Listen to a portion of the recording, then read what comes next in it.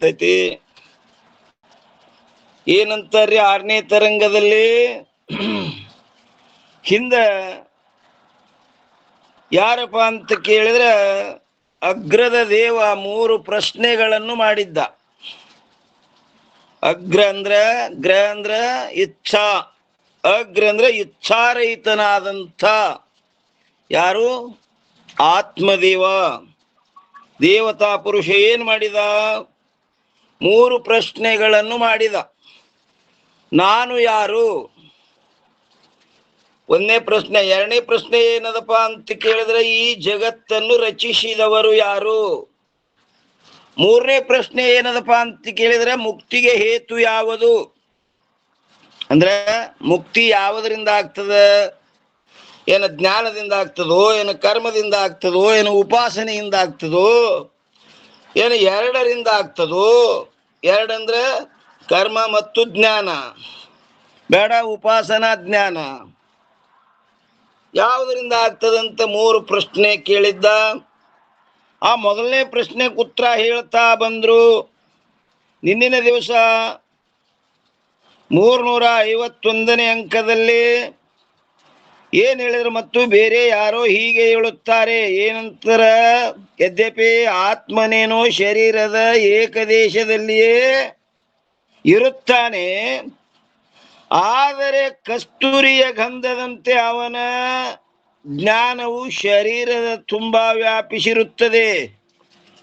ಆ ಕಸ್ತೂರಿ ಎಲ್ಲೋ ಮನ್ಯಾಗ ಒಂದ್ ಕಡೆ ಇಟ್ರೆ ಮನೆ ತುಂಬಾ ಹ್ಯಾಂಗ ವಾಸನ ಹೊಡಿತದೋ ಹಾಂಗ ಆತ್ಮ ಏಕದೇಶದಲ್ಲಿ ಇದ್ರೂ ಸಹಿತ ಅವನ ಜ್ಞಾನ ಶರೀರದ ತುಂಬಾ ಇರ್ತದ ಅಂತ ಹಿಂಗ ಯಾರೋ ಒಬ್ಬ ಹೇಳಿದ್ರು. ಅದಕ್ಕೆ ಹೇಳ್ತಾರಲ್ರಿ ಆತ್ಮನು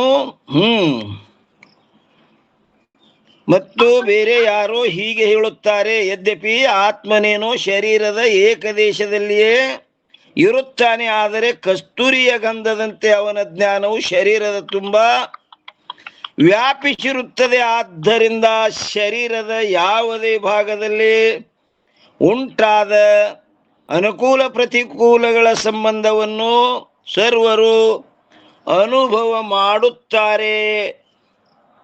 ಹಿಂಗೆ ಯಾರೋ ಒಬ್ರು ಶಂಕಾಕಾರ ಹಿಂಗೆ ಹೇಳಿದರು. ಅದಕ್ಕೆ ಹೀಗೆ ಹೇಳುವುದಾದರೂ ಕೂಡ ಸಂಭವಿಸುವುದಿಲ್ಲ. ಆತ್ಮ ಏಕದೇಶದಲ್ಲಿ ಅದಾನಂತ ಹಿಂಗೆ ಹೇಳುವುದು ಸಂಭವಿಸಂಗಿಲ್ಲ. ಯಾಕಂದರೆ ನೇಮವು ಹೀಗೆ ಇರುತ್ತದೆ. ಏನದಪ್ಪ ಅಂತ ಕೇಳಿದ್ರೆ, ಎಷ್ಟು ದೇಶದಲ್ಲಿ ಗುಣವುಳ್ಳ ಗುಣಿ ಇರುವುದು, ಅದನ್ನು ಬಿಟ್ಟು ಹೊರಗೆ ಗುಣ ಇರುವುದಿಲ್ಲ. ಆ ಗುಣ ಸ್ವತಂತ್ರ ಇರಂಗಿಲ್ಲ. ನೀ ಏನ್ ಹೇಳಿದಿ? ಆ ಕಸ್ತೂರಿ ಒಂದು ಜಾನಾಗಿದ್ರು ಅದು ಸುವಾಸನೆ ಮನೆ ತುಂಬಾ ಹರಡ್ತದಂತೆಲ್ಲ, ಅದು ಹೊರಗೆ ಇರ್ಲಿಕ್ಕೆ ಬರಂಗಿಲ್ಲ. ಅದು ದ್ರವ್ಯಗಳನ್ನು ಆಶ್ರಯ ಮಾಡಿಕೊಂಡೇ ಇರ್ತದದು. ಹೇಗಂದರೆ ರೂಪವು ಘಟಾದಿಗಳನ್ನು ಬಿಟ್ಟು ಹೇಗೆ ಹೊರಗೆ ಇರುವುದಿಲ್ಲವೋ, ಆ ಘಟದ ರೂಪ ಘಟ ಬಿಟ್ಟು ಹೊರಗೆ ಈ ಕಡೆ ತೋರ್ತದೇನು? ತೋರಂಗಿಲ್ಲ. ಹಾಗೆ ಆತ್ಮನನ್ನು ಬಿಟ್ಟು ಹೊರಗೆ ಜ್ಞಾನವಾದರೂ ಕೂಡ ಇರುವುದಿಲ್ಲ. ಆತ್ಮನಿಗೆ ಬಿಟ್ಟು ಅವನ ಜ್ಞಾನ ಹೊರಗಿರ್ತದನಂತ ಕೇಳಿದ್ರೆ ಇಲ್ಲ. ಅದಕ್ಕೆ ಆತ್ಮ ಹೆಂಗದನ? ಜ್ಞಾನ ಸ್ವರೂಪದನವ. ಆ ಜ್ಞಾನ ಅವನಿಗೆ ಬಿಟ್ಟು ಇರ್ಲಿಕ್ಕೆ ಬರುವುದಿಲ್ಲ. ಜ್ಞಾನ ಒಂದು, ಆತ್ಮ ಒಂದಿಲ್ಲ. ಮತ್ತು ಕಸ್ತೂರಿಯ ಸೂಕ್ಷ್ಮ ಭಾಗವು ಎಷ್ಟು ದೇಶದಲ್ಲಿ ವ್ಯಾಪ್ಯವಾಗಿರುವುದು, ಅಷ್ಟು ದೇಶದಲ್ಲಿಯೇ ಮಾತ್ರ ಗಂಧವು ವ್ಯಾಪಿಸಿರುತ್ತದೆ. ಆದ್ದರಿಂದ ಕಸ್ತೂರಿಯ ದೃಷ್ಟಾಂತವಾದರೂ ಕೂಡ ಸಂಭವಿಸುವುದಿಲ್ಲ. ನೀ ಕಸ್ತೂರಿ ದೃಷ್ಟಾಂತ ಕೊಟ್ಟಿಲ್ಲ, ಅದನ್ನು ಸಂಭವಿಸಂಗಿಲ್ಲ. ಯಾಕಂದ್ರೆ ಆ ಗಂಧ ಅದು ಆ ಗುಣಿಯನ್ನು ಬಿಟ್ಟು ಇರ್ಲಿಕ್ಕೆ ಬರಂಗಿಲ್ಲ. ಆದ್ದರಿಂದ ಆತ್ಮನು ಅಣು ಆಗಿರುತ್ತಾನೆಂಬ ಪಕ್ಷವಾದರೂ ಕೂಡ ಸಂಭವಿಸುವುದಿಲ್ಲ. ಆತ್ಮ ಅಣು ಸ್ವರೂಪನಾಗಿರುತ್ತಾನೆಂಬ ಪಕ್ಷವಾದರೂ ಕೂಡ ಸಂಭವಿಸುವುದಿಲ್ಲ.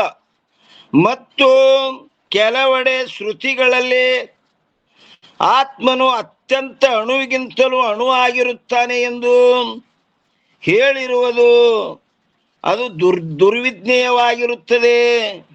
ಅದು ಹೇಳಬಾರ್ದಾಗಿತ್ತ ಇಂದ ಶ್ರುತಿನೇ ಹೇಳ್ಯದಲ್ಲ. ಅಂದರೆ ತಿಳಿದುಕೊಳ್ಳಲು ಅತ್ಯಂತ ಕಠಿಣವಾಗುತ್ತದೆ ಎಂಬ ತಾತ್ಪರ್ಯವಿರುತ್ತದೆ. ಅದು ತಿಳಿಲಿಕ್ಕೆ ಬರಂಗಿಲ್ಲ ಅಂಥೇಳಿ ಅದಕ್ಕೆ ಅಣು ಅಂತ ಹೇಳುದ್ ಮಾತ. ಹೇಗೆಂದರೆ ಮಂದ ದೃಷ್ಟಿ ಉಳ್ಳವನಿಗೆ ಅತ್ಯಂತ ಅಣುವಾಗಿರುವ ಸೂಕ್ಷ್ಮ ವಸ್ತುವಿನ ಜ್ಞಾನವು ಹೇಗೆ ಆಗುವುದಿಲ್ಲವೋ, ಮಂದ ದೃಷ್ಟಿ ಉಳ್ಳವನಿಗೆ ಅತ್ಯಂತ ಸೂಕ್ಷ್ಮ ವಸ್ತುವಿನ ಜ್ಞಾನ ಆಗ್ತದನಂದ್ರೆ ಆಗುವುದಿಲ್ಲ. ಹಾಗೆ ಬಹಿರ್ಮುಖ ಪುರುಷನಿಗೆ ಆತ್ಮನ ಜ್ಞಾನವಾದರೂ ಕೂಡ ಆಗುವುದಿಲ್ಲ. ಆದ್ದರಿಂದ ಅಣುವಿಗೆ ಸಮಾನ ಅಂದ್ರೆ ಸಾದೃಶ್ಯವಾಗಿರುತ್ತದೆಂಬುದು ಶ್ರುತಿಯ ಅಭಿಪ್ರಾಯವಾಗಿರುತ್ತದೆ ಹೊರತು ಆತ್ಮನು ಅಣು ಆಗಿರುತ್ತಾನೆಂಬ ತಾತ್ಪರ್ಯವಿರುವುದಿಲ್ಲ ಶ್ರುತಿದು. ಅದು ತಿಳ್ಕೊಳ್ಳಲ್ಕ ದುರ್ವಿಜ್ಞೆ ಕಠಿಣದಂತ ಹೇಳುದು ಮಾತ. ಈಗ ನೋಡ್ರಿ, TB ಆದವ್ರು ಕೆಮ್ಮತಾರ, ಆ ಕೆಮ್ಮದೊಳಗ ರೋಗಾಣುಗಳು ಹೊರಗೆ ಬೀಳ್ತಾವ. ಆ ರೋಗಾಣುಗಳಲ್ಲಿ ಸಹಿತ ಅಲ್ಲಿ ಏನದಪ್ಪ ಅಂತ ಕೇಳಿದ್ರೆ ಅಲ್ಲಿ ಜೀವದನ ಅಲ್ಲಿ. ಅವು ಕಣ್ಣಿಗೆ ಕಾಣಿಸ್ತವೇನು? ಕಣ್ಣಿಗೆ ಕಾಣಿಸಂಗಿಲ್ಲವು. ಆದ್ರೂ ಅಲ್ಲಿ ಅಂತ ಅಷ್ಟು ಸೂಕ್ಷ್ಮದ ನಾವು ಅಲ್ಲಿ ಯಾವುದಪ್ಪ ಅಂತ ಕೇಳಿದ್ರೆ, ಹಾಗೆ ಬಹಿರ್ಮುಖ ಪುರುಷನಿಗೆ ಆತ್ಮನ ಜ್ಞಾನವಾದರೂ ಕೂಡ ಆಗುವುದಿಲ್ಲ. ಆದ್ದರಿಂದ ಅಣುವಿಗೆ ಸಮಾನವಾಗಿರುತ್ತದೆಂಬುದು ಶ್ರುತಿಯ ಅಭಿಪ್ರಾಯವಿರುತ್ತದೆ ಹೊರತು ಆತ್ಮನು ಅಣು ಆಗಿರುತ್ತಾನೆಂಬ ತಾತ್ಪರ್ಯವಿರುವುದಿಲ್ಲ. ಆತ್ಮ ಅಣು ಅದನಂತ ಹೇಳಿಕೊಂಡಿಲ್ಲ ಅದು ಶ್ರುತಿ. ಯಾಕಂದರೆ ವೇದವು ಬಹಳ ಸ್ಥಾನಗಳಲ್ಲಿ ವ್ಯಾಪಕ ರೂಪವೆಂದು ತಾನೇ ಪ್ರತಿಪಾದನ ಮಾಡಿರುತ್ತದೆ. ಆದ್ದರಿಂದ ಆತ್ಮನು ಅಣುವಲ್ಲ.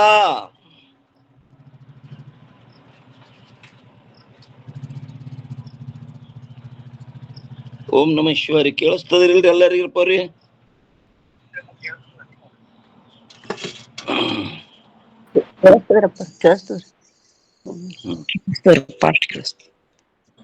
ತಾತ್ಪರ್ಯ ಇರುವುದಿಲ್ಲ. ಯಾಕಂದರೆ ವೇದವು ಬಹಳ ಸ್ಥಾನಗಳಲ್ಲಿ ಅನ್ನೋದ್ರ ಮ್ಯಾಗ ಒಂದು 403 ಟಿಪ್ಪಣಿ ಕೊಟ್ಟಾರ ನೋಡ್ರಿ. ಇಲ್ಲಿ ಎಷ್ಟದ್ರದು? 403. ಏನದಪ್ಪ ಅಂತ ಕೇಳಿದ್ರ, ಶ್ರುತಿ ವೇದವು ಅನ್ನೋದ್ರ ಮ್ಯಾಗ ಬಂದದಲ್ಲಿ ವೇದವು ಬಹಳ ಸ್ಥಾನಗಳಲ್ಲಿ ವ್ಯಾಪಕ ರೂಪವೆಂದೇ ತಾನೇ ಪ್ರತಿಪಾದನ ಮಾಡಿರುತ್ತದೆ. ಆದ್ದರಿಂದ ಆತ್ಮನು ಅಣು ಅಲ್ಲ ಅನ್ನೋದ್ರ ಮ್ಯಾಗ ಒಂದು ಟಿಪ್ಪಣಿ ಕೊಟ್ಟರ. ಎಷ್ಟು? 403. ಏನ್ ಹೇಳ್ತಾರ್ರಿ ಪಂಡಿತ ಪಿತಾಂಬರಜಿಯವರು? ಅಣೋರಣೀಯಾನ್ ಮತೋ ಮಹಿಯಾನ್. ಈ ಶ್ರುತಿಯ ಅರ್ಥವು ಈ ಪ್ರಕಾರವಿರುತ್ತದೆ. ಹ್ಯಾಂಗದಪ್ಪ ಅಂತ ಕೇಳಿದ್ರೆ, ಒಂದನೇದ್ದು, ಪೃಥ್ವಿಗಿಂತಲೂ ಜಲವು ಸೂಕ್ಷ್ಮ ಹಾಗೂ ವ್ಯಾಪಕವಿರುತ್ತದೆ. ಆ ಪೃಥ್ವಿಗಿಂತ ಜಲ ಹೆಂಗದಪ್ಪ ಅಂತ ಕೇಳಿದ್ರೆ ಸೂಕ್ಷ್ಮದ ಮತ್ತು ವ್ಯಾಪಕದ. ಯಾಕಂದ್ರೆ ಪೃಥ್ವಿ ಮಣ್ಣದು ಅರಿವ್ಯಾಗ ಕಟ್ಲಕರೆ ಬರ್ತದ, ನೀರ ಕಟ್ಲಕ್ ಬರ್ತದಂತ ಅರಿವ್ಯಾಗ ಹಾಕಿ ಬರುವುದಿಲ್ಲ. ಸೂಕ್ಷ್ಮದ. ಮತ್ತು ಈ ಪೃಥ್ವಿಗಿಂತಲೂ ಎಷ್ಟೋ 106 ಪಟ್ಟು ವ್ಯಾಪಕದ. ಯಾಕಂದ್ರೆ ಆ ನೀರಿನಿಂದ ಭೂಮಿ ಹುಟ್ಟ್ಯದ್ರಿ. ಪೃಥ್ವಿಗಿಂತಲೂ ಜಲವು ಸೂಕ್ಷ್ಮ ಹಾಗೂ ವ್ಯಾಪಕವಿರುತ್ತದೆ. ಇನ್ನು ಎರಡನೇ ಕಡ, ಜಲಕ್ಕಿಂತಲೂ ತೇಜವು ಸೂಕ್ಷ್ಮ ಹಾಗೂ ವ್ಯಾಪಕವಿರುತ್ತದೆ. ಆ ಜಲಕ್ಕಿಂತಲೂ ಏನದ್ರಿ? ತೇಜವು ಜಲಕ್ಕಿಂತಲೂ ತೇಜ. ಯಾಕಂದ್ರ ಆ ಜಲ ಅದರಿಂದ ಹುಟ್ಟ್ಯದ್ರಿ. ಅದು ಎದರಿಂದ? ತೇಜದಿಂದ.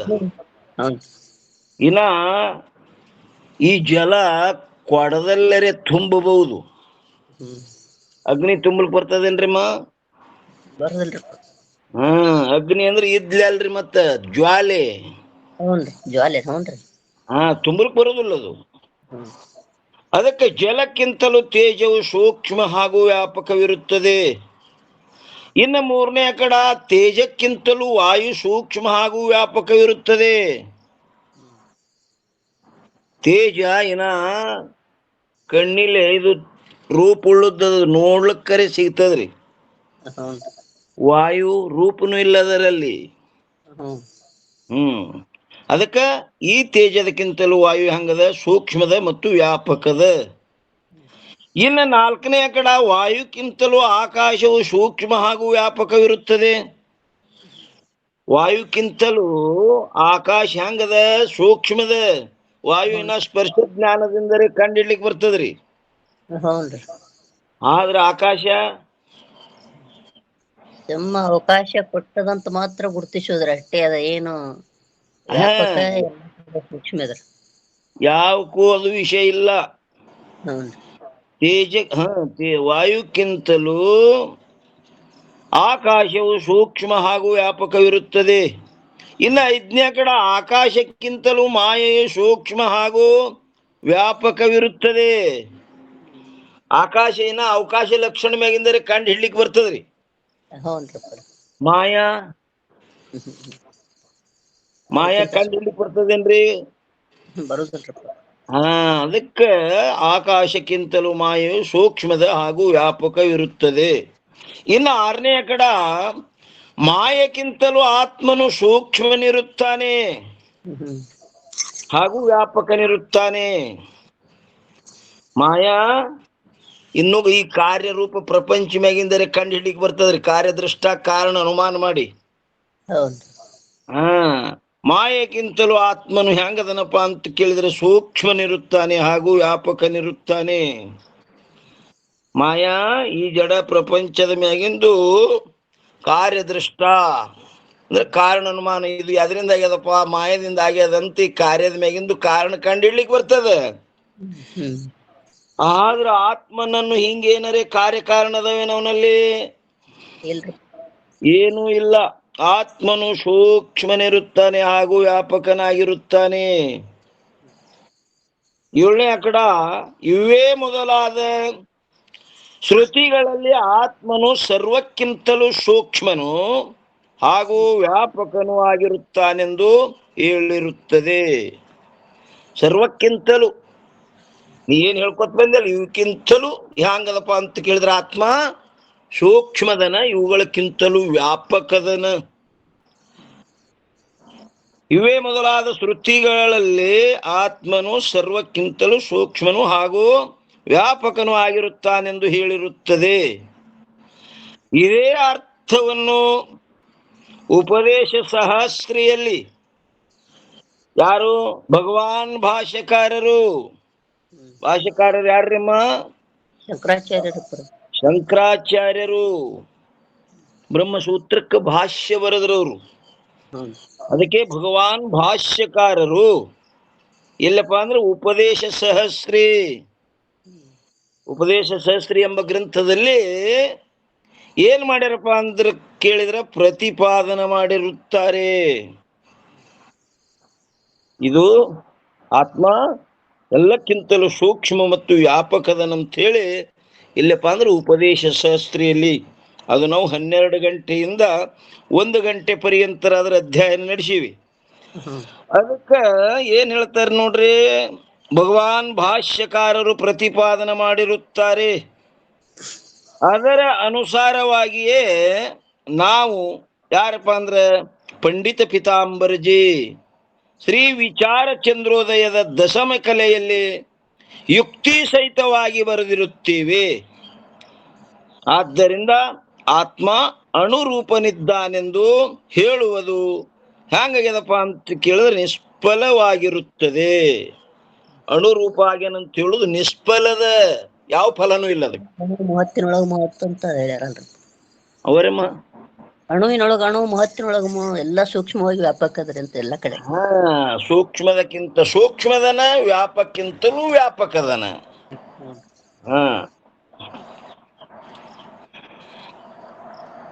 ಎಲ್ಲಿ ಬಂದಿತ್ರಿ ಇದು? ಇಲ್ಲೇ ಇದು ಪಂಡಿತ್ ಪಿತಾಂಬರ್ಜಿ ಅವ್ರು ಹೇಳಿದ್ರಲ್ರಿ. ಹಾ ರೀ. ಇನ್ನ ಮುಗಿತ್ರಪ್ಪ ಟಿಪ್ಪಣಿ ರೀ. ಹಾ, ವೇದವು ಬಹಳ ಸ್ಥಾನಗಳಲ್ಲಿ ವ್ಯಾಪಕ ರೂಪವೆಂದು ತಾನೇ ಪ್ರತಿಪಾದನೆ ಮಾಡಿರುತ್ತದೆ. ಆದ್ದರಿಂದ ಆತ್ಮನು ಅಣುವಲ್ಲ. ಈ ಶ್ರುತಿಯಿಂದ ಈ ರೀತಿಯಿಂದ ವ್ಯಾಪಕವಾದ ಹಾಗೂ ಮಧ್ಯಮ ಪರಿಮಾಣವುಳ್ಳ ಅಥವಾ ಅಣು ರೂಪವಾದ ಆತ್ಮರು ಅನೇಕರಿರುತ್ತಾರೆ ಎಂದು ಹೇಳುವುದು ಸಂಭವಿಸುವುದಿಲ್ಲ. ಇನ್ನ 352ನೇ ಅಂಕದಲ್ಲಿ ಏನ್ ಹೇಳ್ತಾರೆ ನೋಡ್ರಿ, ಪರಿಶೇಷದಿಂದ. ಇದಕ್ಕೊಂದು ಟಿಪ್ಪಣಿ ಕೊಟ್ಟಾರ ನೋಡ್ರಿ. ಇದಕ್ಕೊಂದು ಟಿಪ್ಪಣಿ ಕೊಟ್ಟಾರ ನೋಡ್ರಿಮ್ಮ, 404. ಏನಂದ್ರಿ? ಪರಿಶೇಷ. ಪರಿಶೇಷ ಅಂದ್ರೆ ಏನ್ರಿಮ್ಮ? ಬಹಳ ಅರ್ಥದಿಂದ ಕಳೆದುಳಿದ ನ್ಯಾಯ. ಕಳೆದುಳಿದ ನ್ಯಾಯ. ಪರಿಶೇಷ ಕಳೆದುಳಿದ ನ್ಯಾಯ. ಅವಶೇಷವಾಗಿ ಉಳಿದದ್ದು, ಕಳೆದು ಉಳಿದದ್ದು ಏನು ಅವಶೇಷವಾಗಿ ಉಳಿದದ್ದಲ್ರಿ ಪರ. ಕಳೆದ ಬಳಕೆ ಏನು ಪರಿಶೇಷ ಆಗಿ ಉಳಿತದಲ್ರಿ, ಅದಕ್ಕೆ ಪರಿಶೇಷ ನ್ಯಾಯ ಅಂದ್ರ. ಅದಕ್ಕೆ ಪರಿಶೇಷ ಅಂದ್ರೆ ಏನಪ್ಪಾ ಅಂತ ಕೇಳಿದ್ರೆ, ಪ್ರಸಕ್ತ ಪ್ರತಿಷೇಧೆ ಅನ್ಯತ್ರ ಸಂಪ್ರಸಂಗ ಪರಿಶೇಷಮಾಣೆ ಸಂಪ್ರತ್ಯಯ ಪರಿಶೇಷ ನ್ಯಾಯ ಅಂತ ಹೇಳ್ಯಾರ. ಅದಕ್ಕೆ ಪ್ರಸಕ್ತ ಪ್ರತಿಷೇಧೆ ಅನ್ಯತ್ರ ಪ್ರಸಂಗ ಪರಿಶೇಷಮಾಣೆ ಸಂಪ್ರತ್ಯಯ ಪರಿಶೇಷ ನ್ಯಾಯ. ನೇತಿ ಅಂತ ನೇತ್ಯಾತ್ಮಕ ದೃಷ್ಟಿಯಿಂದ ನೇತಿಗಳದು ಉಳಿದದ್ದು ಏನು ಅವಶೇಷವಾಗಿ ಉಳಿತದೋ ಅದೇ ಪರಿಶೇಷ. ಅದುವೇ ಪರಿಶೇಷ. ಹೆಂಗಂದ್ರೆ ಅದಕ್ಕೆ ಉದಾಹರಣೆ ಯಾರಪ್ಪ ಅಂತ ಕೇಳಿದ್ರೆ, ಶ್ರೀರಾಮಚಂದ್ರ ವನವಾಸಕ್ಕೆ ಹೋಗು ಮುಂದ, ಅವರು ವನವಾಸಕ್ಕೆ ಹೋಗು ಮುಂದ ಅವನ ಜೊತೆ ಲಕ್ಷ್ಮಣ, ಸೀತಾ ಎಲ್ಲರೂ ವನವಾಸಕ್ಕೆ 3 ಮಂದಿ ಹೊಂಟಿದ್ರಿ. ಅರಣ್ಯದಲ್ಲಿ ಹೋಗುವಾಗ ಅಲ್ಲೊಂದು ಬೋರ್ಡ್ ಮ್ಯಾಗ ಒಂದು ಬರ್ದಿದ್ರು. ಏನು ಬರ್ದಿದ್ರು? ಅತ್ರಿ ಋಷಿ ಆಶ್ರಮ ಅಂತ ಬರ್ದಿದ್ರಲ್ಲಿ. ಅವ ಸಾತ್ವಿಕ ಗುಣ ಇರೋಣದರಿಂದ ಶ್ರೀರಾಮಚಂದ್ರಂದ ಅನಾಯಾಸವಾಗಿ ಬಂದಿವಿ.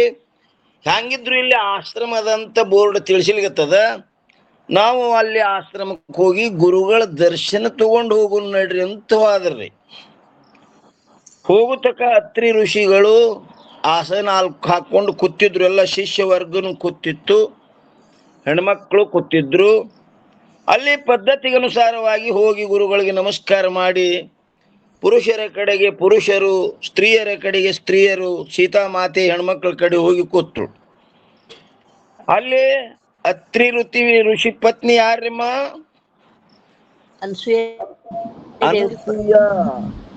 ಅನಸೂಯನ ಬಲ್ಲಿ ಹೋಗಿ ಕೂತಿಳು ಸೀತಾಮಾತೆ.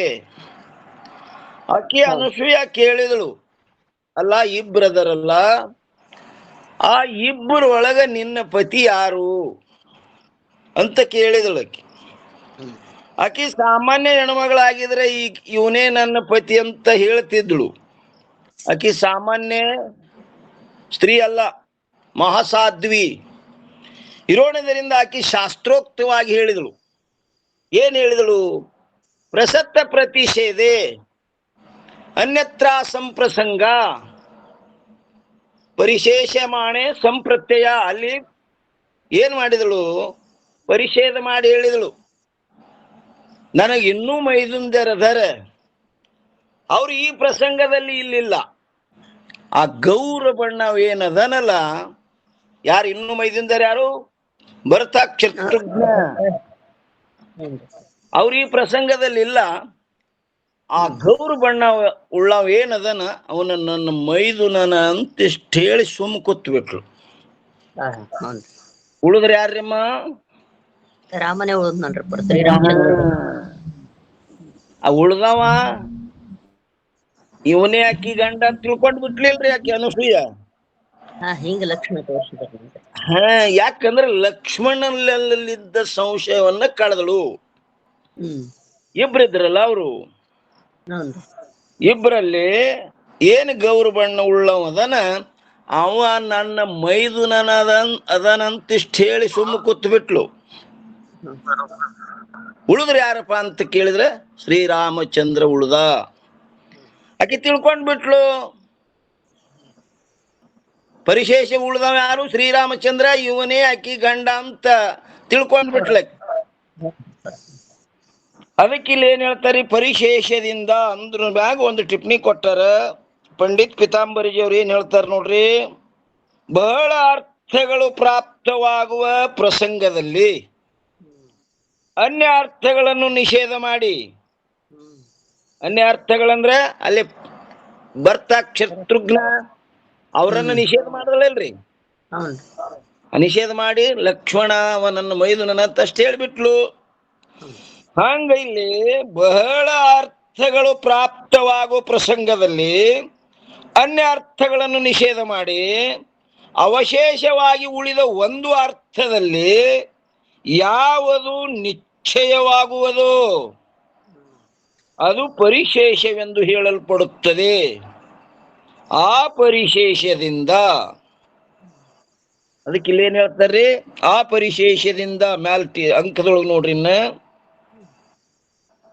ಎಲ್ಲಿ ಬಂತು ನೋಡ್ರಿಪರ, ಎಲ್ಲಿ ಫಸ್ಟ್ 352ನೇ ಅಲ್ಲೈತ್ ನೋಡ್ರಿ. ಏನಂತಾರೆ ಟಿಪ್ಪಣಿ ಮುಗಿತು, ಪರಿಶೇಷದಿಂದ ಒಬ್ಬ ಆತ್ಮನನ್ನೇ ವ್ಯಾಪಕವಾಗಿರುತ್ತಾನೆ. ವ್ಯಾಪಕ ಅನೇಕ ಇರಂಗಿಲ್ಲ, ಒಂದೇ ವಸ್ತು ವ್ಯಾಪಕ ಇರ್ತದ. ಒಬ್ಬ ಆತ್ಮನನ್ನೇ ವ್ಯಾಪಕವಾಗಿರುತ್ತಾನೆ. ಅವನಲ್ಲಿ ಧರ್ಮ ಅಧರ್ಮ ಸುಖ ದುಃಖ ಹಾಗೂ ಬಂಧ ಮೋಕ್ಷಗಳನ್ನು ಒಂದು ವೇಳೆ ಅಂಗೀಕಾರ ಮಾಡಿದ್ದಾದರೆ ಕೆಲವೊಬ್ಬರಿಗೆ ಸುಖ, ಕೆಲವೊಬ್ಬರಿಗೆ ದುಃಖ, ಕೆಲವೊಬ್ಬರಿಗೆ ಬಂಧ, ಕೆಲವೊಬ್ಬರಿಗೆ ಮೋಕ್ಷ, ಈ ರೀತಿಯಾದ ವ್ಯವಹಾರವು ಆಗಬಾರದಾಗಿತ್ತು. ಆದ್ದರಿಂದ ಧರ್ಮಾದಿಗಳು ಬುದ್ಧಿಯ ಧರ್ಮವಿರುತ್ತವೆ. ಆ ಧರ್ಮಾದಿಗಳು ಎದರದವಪ್ಪ ಅಂದ್ರೆ ಬುದ್ಧಿಯ ಧರ್ಮ. ಬುದ್ಧಿ ಅಂದ್ರೆ ಅಂತಃಕರಣ ಧರ್ಮವು. ಅದೇ ಸುಖ ದುಃಖ ಇವೆಲ್ಲ ಅಲ್ರಿ ಆದಿಗಳಂದಾಗ. ಹ್ಞೂನ್ರಿ. ಅದಕ್ಕೆ ಯದ್ಯಪಿ ಬರ್ತನ್ರಿ ಇಲ್ಲಿ, ಬುದ್ಧಿಯು ಜಡ ಇರುವುದರಿಂದ ಅದರಲ್ಲಿ ಆದರೂ ಕೂಡ ಧರ್ಮ ಸುಖ ಮೊದಲಾದವುಗಳು ಸಂಭವಿಸುವುದಿಲ್ಲವಲ್ಲ. ಅಲ್ರಿ, ಬುದ್ಧಿ ಜಡಾದ ಅದರಲ್ಲಿ ಹೆಂಗಿರ್ತಾವ ಅಂತ ನಾವು ಯದ್ಯಪಿಗಾರ. ಅದಕ್ಕೆ ತಥಾಪ್ ಹೇಳ್ತಾರ, ಅವು ಆತ್ಮನ ಧರ್ಮಗಳು ಅಲ್ಲವೆಂಬ ಅಭಿಪ್ರಾಯದಿಂದ ಬುದ್ಧಿಯ ಧರ್ಮಗಳೆಂದು ಹೇಳಿರುತ್ತದೆ ಹೊರತು ಅವು ಬುದ್ಧಿಯ ಧರ್ಮಗಳು ಇರುತ್ತವೆ ಎಂಬುದರಲ್ಲಿ ಅಭಿಪ್ರಾಯವಿರುವುದಿಲ್ಲ. ನೋಡ್ರಿ ಏನ್ ತೆಗದ್ರಿಮ್ಮ, ಆತ್ಮನ ಧರ್ಮ ಅಲ್ಲಂತ ಹೇಳುದಕ್ಕಾಗಿ ಬುದ್ಧಿ ಧರ್ಮ ಅಂತ ಹೇಳಿದ ಹೊರತಾಗಿ ಆ ಬುದ್ಧಿನ ವರ್ಣನೆ ಮಾಡ್ಬೇಕಂತೇನಿಲ್ಲ ಇಲ್ಲಿ. ಇಲ್ಲ.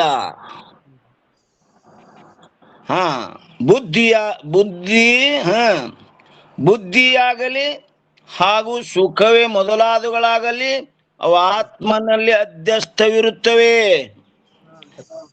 ಅವೆಲ್ಲ ಬುದ್ಧಿ ಆಗಲಿ ಅವುಗಳು ಧರ್ಮ ಆಗಲಿ ಏನವ ಆತ್ಮನಲ್ಲಿ ಅಧ್ಯಸ್ಥದವ್ರವು.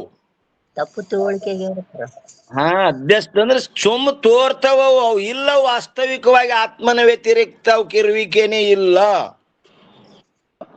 ಬುದ್ಧಿಯಾಗಲಿ ಹಾಗೂ ಸುಖವೇ ಮೊದಲಾದವುಗಳಾಗಲಿ ಅವು ಆತ್ಮನಲ್ಲಿ ಅಧ್ಯಸ್ಥವಿರುತ್ತವೆ, ಸುಳ್ಳೆ ತೋರ್ತವವು.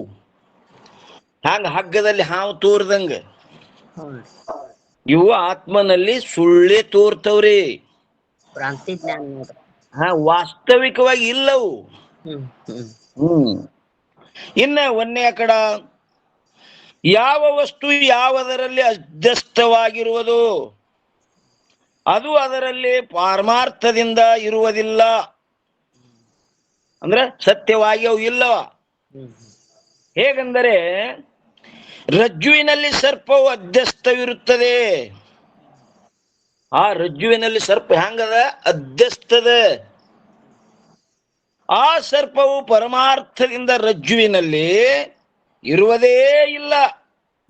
ಸತ್ಯವಾಗಿ ಅದ ಏನ್ರಿದು? ಆ ಸರ್ಪ ರಜ್ಜುವಿನಲ್ಲಿ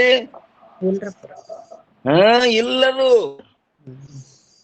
ಅದರಂತೆ ಬುದ್ಧಿ ಹಾಗೂ ಸುಖವೇ ಮೊದಲಾದವುಗಳು ಆತ್ಮನಲ್ಲಿ ಇರುವುದೇ ಇಲ್ಲ. ಹಾ ಬುದ್ಧಿ ಆಗಲಿ, ಧರ್ಮ ಆಗಲಿ, ಸುಖ ದುಃಖ ಆಗಲಿ, ಇವು ಯಾವೂ ಇಲ್ಲ. ಇವೆಲ್ಲ ಸುಳ್ಳಿನ ಸುದ್ದಿ ನೋಡ್ರಿ, ಬರೇ ಹೌನ್ರಿ. ಆತ್ಮನಲ್ಲಿ ಇಲ್ಲ.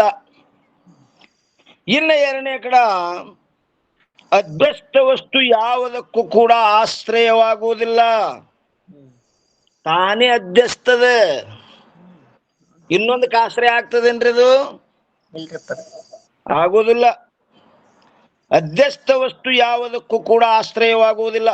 ಆದ್ದರಿಂದ ಬುದ್ಧಿಯಾದರೂ ಕೂಡ ಸುಖವೇ ಮೊದಲಾದವುಗಳಿಗೆ ಆಶ್ರಯವಾಗುವುದೇ ಇಲ್ಲ. ಆದರೆ ಇಲ್ಲಿ ಒಂದೇ ಕಡ ಅಜ್ಞಾನವೇನೋ ಶುದ್ಧ ಚೈತನ್ಯದಲ್ಲಿ ಅಧ್ಯಸ್ಥವಿರುತ್ತದೆ. ನೋಡ್ರಿ, ಅಜ್ಞಾನವೇನೋ ಎಲ್ಲದದು ಶುದ್ಧ ಚೈತನ್ಯದಲ್ಲಿ ಅಧ್ಯಸ್ಥವಿರುತ್ತದೆ. ಆದರೆ ಎರಡನೇ ಕಡ ಅಂತಃಕರಣವು ಅಜ್ಞಾನ ಉಪಹಿತದಲ್ಲಿ ಅಧ್ಯಸ್ಥವಿರುತ್ತದೆ. ಅಂತಃಕರಣ ಎಲ್ಲದ್ರಿ? ಅಜ್ಞಾನ ಉಪಹಿತದಲ್ಲಿ. ಉಪಹಿತ ಉಪಾಧಿ ವಾಲ್ಯಕ್ಕೂ ಉಪಹಿತ ಕೈಯೇ ಅದ. ಅಜ್ಞಾನ ಉಪಾಧಿ ಅದ, ಉಪಹಿತ ಅನ್ನೋದು ಚೇತನ ಅದ.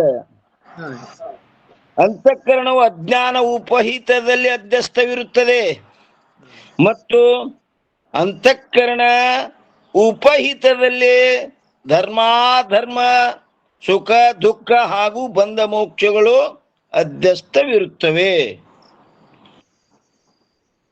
ಈ ರೀತಿಯಿಂದ ಆತ್ಮನಲ್ಲಿ ಧರ್ಮಾದಿಗಳ ಅಧಿಷ್ಠಾನತ್ವಕ್ಕೆ ಅಂತಃಕರಣವು ಏನಾಗ್ಯದಪ್ಪ ಅಂದ್ರೆ ಉಪಾಧಿಯಾಗಿರುತ್ತದೆ. ಆದ್ದರಿಂದ ಅಂತಃಕರಣದ ಧರ್ಮಗಳೆಂದು ಹೇಳಿರುತ್ತದೆ. ಅವು ಉಪಾಧಿ ಆದುದರಿಂದ ಅದು ಅಂತಃಕರಣ ಧರ್ಮ ಅಂತ ಹೇಳ್ಯದದು. ಇನ್ನು 353ರಲ್ಲಿ ಒಂದು ವೇಳೆ ಅಂತಃಕರಣ ವಿಶಿಷ್ಟದಲ್ಲಿ ಧರ್ಮಾದಿಗಳು ಅಧ್ಯಸ್ಥವಿರುತ್ತವೆಂದು ಹೇಳಿದ್ದಾದರೆ, ನೋಡ್ರಿ, ಈಗ ಉಪಹಿತ ಹೋಯ್ತಿಗೆ ಏನ್ ತೊಗೊಂಡ್ರಿ? ಒಂದು ವೇಳೆ ಅಂತಃಕರಣ ವಿಶಿಷ್ಟದಲ್ಲಿ, ವಿಶಿಷ್ಟ ಚೇತನದಲ್ಲಿ, ವಿಶಿಷ್ಟದಲ್ಲಿ ಧರ್ಮ, ವಿಶಿಷ್ಟ ಅಂದ್ರೆ ಏನ್ರಿ? ಕೂಡಿಕೊಂಡದ್ದು. ವಿಶೇಷಣ ವಿಶೇಷ ಕೂಡಿಕೊಂಡದಕ್ಕೆ ವಿಶಿಷ್ಟ ಅಂತಾರ್ರಿ. ಒಂದು ವೇಳೆ ಅಂತಃಕರಣ ವಿಶಿಷ್ಟದಲ್ಲಿ ಧರ್ಮಾದಿಗಳು ಅಧ್ಯಸ್ಥವಿರುತ್ತವೆಂದು ಹೇಳಿದ್ದಾದರೆ ಅದು ಸಂಭವಿಸುವುದಿಲ್ಲ. ಯಾಕೆಂದರೆ ವಿಶೇಷಣದಿಂದ ಯುಕ್ತವಾದದ್ದು ವಿಶಿಷ್ಟವೆಂದು ಹೇಳಿಸಿಕೊಳ್ಳುತ್ತದೆ. ವಿಶೇಷಣದಿಂದ ಯುಕ್ತವಾದದ್ದು ವಿಶಿಷ್ಟವೆಂದು ಹೇಳಿಸಿಕೊಳ್ಳುತ್ತದೆ. ಧರ್ಮಾದಿಗಳ ಅಧ್ಯಾಸಕ್ಕೆ ಅಧಿಷ್ಠಾನವಾದ ಯಾವ ಆತ್ಮವಿರುವುದೋ ಅದರ ವಿಶೇಷಣವು ಒಂದು ವೇಳೆ ಅಂತಃಕರಣವೆಂದು ಅಂಗೀಕಾರ ಮಾಡಿದ್ದಾದರೆ ಅಂತಃಕರಣವು ಕೂಡ ಧರ್ಮ ಸುಖ ಮೊದಲಾದವುಗಳಿಗೆ ಬೇಕಾಗುತ್ತದೆ. ಸುಖ ದುಃಖಕ್ಕೆ ಅದೇ ಅಧಿಷ್ಠಾನ ಅಂತ ಹೇಳ್ಬೇಕಾಗ್ತದೆ.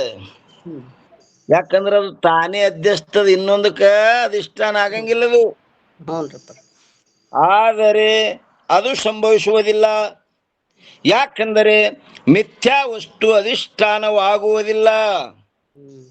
ಅಂತಃಕರಣ ಮಿಥ್ಯಾದ, ತಾನೇ ಮಿಥ್ಯಾದ, ಇನ್ನೊಂದಕ್ಕೆ ಅಧಿಷ್ಠಾನ ಆಗ್ತದೇನ್ರಿ? ಅದು ಆಶ್ರಯನೂ ಆಗುದಿಲ್ಲ, ಅಧಿಷ್ಠಾನ ಆಗುದಿಲ್ಲ, ಆಗಂಗಿಲ್ಲ. ಆದ್ದರಿಂದ ಆತ್ಮನಲ್ಲಿ ಧರ್ಮಾದಿಗಳ ಅಧ್ಯಾಸಕ್ಕೆ ಅಂತಃಕರಣವು ವಿಶೇಷಣವಾಗಿರುವುದಿಲ್ಲ, ಕಿಂತು ಉಪಾಧಿಯಾಗಿರುತ್ತದೆ. ಒಂದೇ ಕಡ ಉಪಾಧಿಯ ಸ್ವಭಾವವು ಈ ಪ್ರಕಾರವಿರುತ್ತದೆ. ಏನದಪ್ಪ ಅಂತ ಕೇಳಿದ್ರೆ, ತಾನು ತಟಸ್ಥವಾಗಿದ್ದು, ತಟಸ್ಥ ಅಂದ್ರೆ ಒಂದು ಕ್ಷಣ ಕಿಂಚಿತ್ ಕಾಲ ವ್ಯವರ್ತಕತ್ವ. ತಟಸ್ಥ ಅಂದ್ರೆ ಸಂಬಂಧ, ಕೂಡಿಕೊಳ್ಳದೆ. ತಾನು ತಟಸ್ಥವಾಗಿದ್ದು ಎಷ್ಟು ದೇಶದಲ್ಲಿ ತಾನಿರುವುದು ಅಷ್ಟು ದೇಶದಲ್ಲಿರುವ ವಸ್ತುವನ್ನು ತಿಳಿಸಿಕೊಡುತ್ತದೆ. ಏನ್ರಿ ತಾನು ತಟಸ್ಥ ಅದ್ರೊಳಗೆ ಕೂಡ್ಲಾರ್ದೇನೆ ಬ್ಯಾರೆ ಇದ್ದು ತಾ ಎಷ್ಟು ದೇಶದಲ್ಲಿದ್ದ ಅಷ್ಟು ದೇಶದಲ್ಲಿದ್ದ ವಸ್ತುವನ್ನು ತಿಳಿಸ್ಕೊಡ್ತದದು. ಏನ್ರಿ ತಾನು ತಟಸ್ಥವಾಗಿದ್ದು ಎಷ್ಟು ದೇಶದಲ್ಲಿ ತಾನಿರುವುದೋ ಅಷ್ಟು ದೇಶದಲ್ಲಿರುವ ವಸ್ತುವನ್ನು ತಿಳಿಸಿಕೊಡುತ್ತದೆ. ಆದರೆ ಇನ್ನು ಎರಡನೇದು ವಿಶೇಷಣದ ಸ್ವಭಾವವೇನೆಂದರೆ ಎಷ್ಟು ದೇಶದಲ್ಲಿ ತಾನಿರುವುದೋ ಅಷ್ಟು ದೇಶದಲ್ಲಿರುವ ವಸ್ತುವನ್ನು ತನ್ನ ಸಹಿತವಾಗಿ ತಿಳಿಸಿಕೊಡುತ್ತದೆ. ಎಷ್ಟು ದೇಶದಲ್ಲಿ ಅಷ್ಟೇ ಹಿಡ್ಕೊಂಡು ಆ ದೇಶದ ವಸ್ತು ಅಷ್ಟೇ ತೋರಿಸಿಕೊಡ್ತದ ನೋಡ್ರಿಪ್ಪ. ತನ್ನ ಸಹಿತವಾಗಿ ತಿಳಿಸಿಕೊಡ್ತದ್ರಿ ಅದು ವಿಶೇಷಣ. ಈಗ ನೋಡ್ರಿ ಚಸ್ಮಾವಾಲ ಅವ ಚಸ್ಮಾ ಎಟ್ಟದ ಅಷ್ಟು ದೇಶದಲ್ಲಿದ್ದ ತನ್ನ ಸಹಿತ ತಿಳಿಸಿಕೊಡ್ತದ್ರಿ ಅದು. ಉಪಾಧಿ ಹಂಗಲ್ಲ, ತಟಸ್ಥ ಬೇರೆ ಆಗಿದ್ದು ಅದರೊಳಗೆ ಕೂಡಿಕೊಳ್ಳದೆ ಬೇರೆ ಇದ್ದು ತಾ ಎಲ್ಲದ ಅಷ್ಟು ದೇಶದಲ್ಲಿದ್ದ ವಸ್ತುವನ್ನು ತಿಳಿಸಿಕೊಡ್ತದ ಉಪಾಧಿ. ಉಪಾಧಿ ಸ್ವರೂಪದಲ್ಲಿ ಪ್ರವೇಶ ಇಲ್ಲ, ವಿಶೇಷಣ ಸ್ವರೂಪದಲ್ಲಿ ಪ್ರವೇಶ ಆಗ್ತದ್ರಿ ಅದು.